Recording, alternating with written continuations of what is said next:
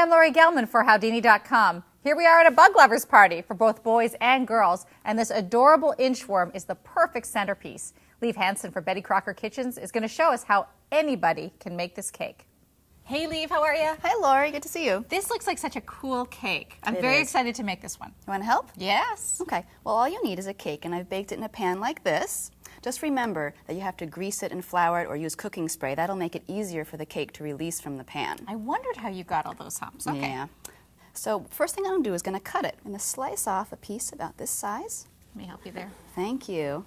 So you might have seen that my board was moving as I I was trying cutting to help you. Well, I have a little trick. You can actually take a damp cloth and place it underneath the board, and this will prevent it from sliding around on you as you're cutting. Oh, good. See, nice and sturdy. Okay.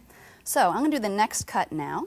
So that was sort of just a little slice off the end, or a third, maybe? Yeah, maybe about a third. And now this one we're just going to cut right in half.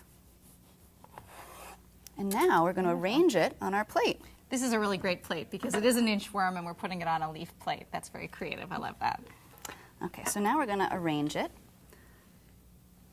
And that's going to be like the main body. And then we're going to place these two as the head and the tail. And now we're going to start frosting the cake. I've pre-tinted some vanilla frosting, and I made it a nice green. Nice. And to get this color, I've used a gel color. They have nice intense colors, and you can get them at decorating stores and even some grocery stores. Okay, in the baking aisle. In the baking aisle. Okay. Okay. So actually what I'm going to do first is just use a little bit of this frosting as glue. I'm going to put it under to make sure that the cake doesn't move while I'm frosting it. Okay. You're using green, but you could use any color, right? You could use any color for this, yeah. So now we're just going to start applying the frosting. You just want to cover the entire cake. It's easiest to get the frosting on the top. The hardest part is to get it into these little areas, but this offset spatula will help you. Okay. Right now we're just trying to get a nice thick layer of frosting on 1/4 inch to even up to 1/2 inch. When we start to put the texture in, that's when we'll go back and remove some of the excess frosting. Good. So now I'm going to add a little texture using my offset spatula. It'll kind of imitate the texture of the pan that we used. Okay. So I'm going to go back and forth. This will remove some of the excess frosting. You can just scrape it off into the bowl as you go. Right now I'm just pulling up from one side, and then I'll rotate it and do the other side and pull up towards the top.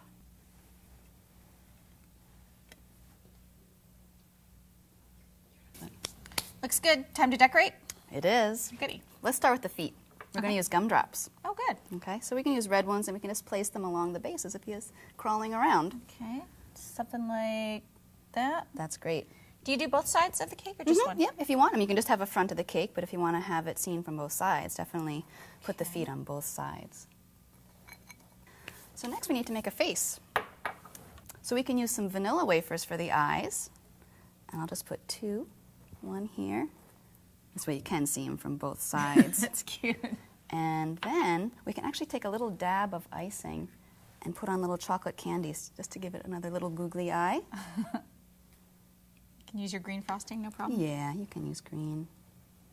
Okay. And then you do the antennae. So what you can do is I have some pretzels, and we can actually put little green gumdrops. Press it in there. There we Okay. go. And then just stick it in there. Cute.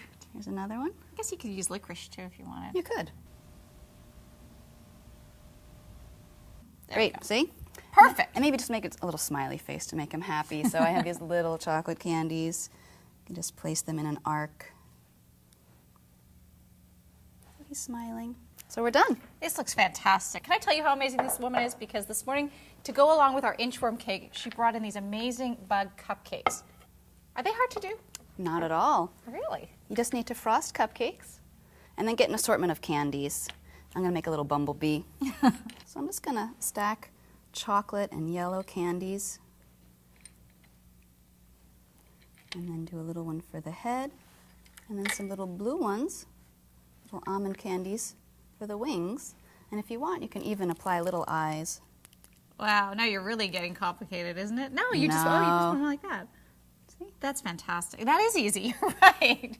You can really get creative with these, can't you? Yeah, you can find all sorts of candies in different colors. Just have fun with it. Very cool. Thanks, Lee. Thank you. And for your bug party decorations, truly, let your imagination run wild. I'm Lori Gelman for Howdini.com.